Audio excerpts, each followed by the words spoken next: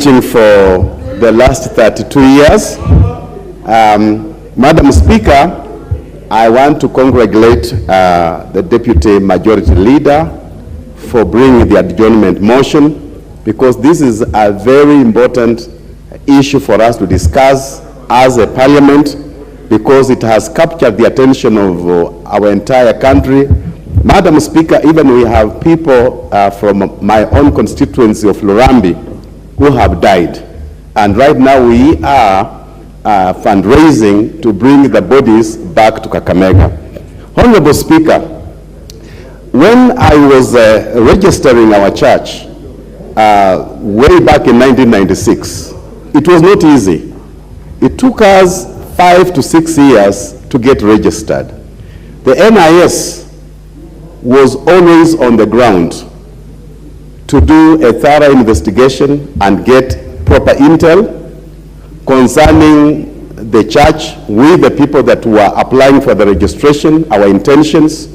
And that has been watered down over time, because if you go down to those organizations and churches that were registered around that time in the 90s, in the 80s, for example, let me not talk about the mainstream churches like the ACK, the Catholic Church, but if you look at other churches like the Redeemed Gospel Church, Deliverance Church, and other ministries that came, have carried themselves with great integrity, because there was a threshold.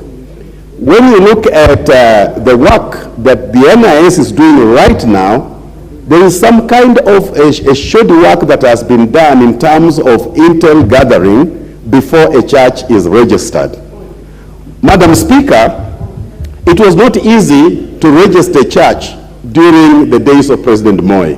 President Moi himself was a churchman. He had nothing against the church, but it was tight so that before they register a religious organization, they know the people that are going to run this church, they know the agenda of this organization before they can put it on paper and license that church to operate.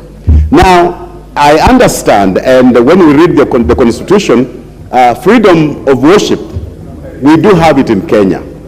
But we that are here in Parliament, including even the head of state, and all these government agencies, honestly, our hands are tied. The fate of Mackenzie is in the court, because one of the problems we have, Madam Speaker, I propose, and I would propose going forward in any gatherings, that we go back to NCCK.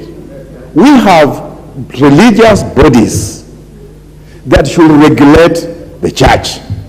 The church cannot be regulated by government. It cannot. Because you see, preaching is a call. And how somebody executes that calling, it will be seen when they are out there. For example, I have seen a video where a woman comes before a male pastor.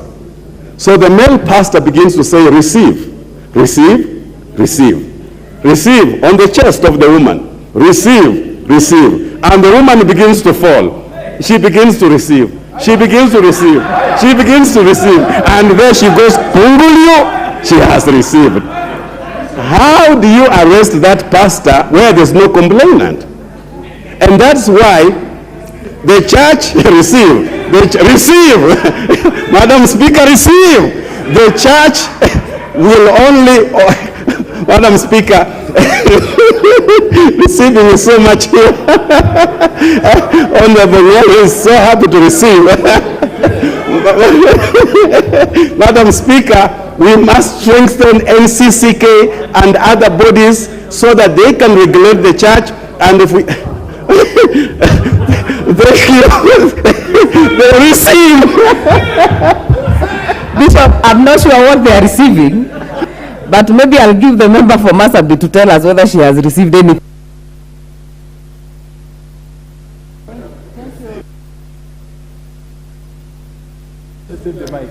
Thank you, madam.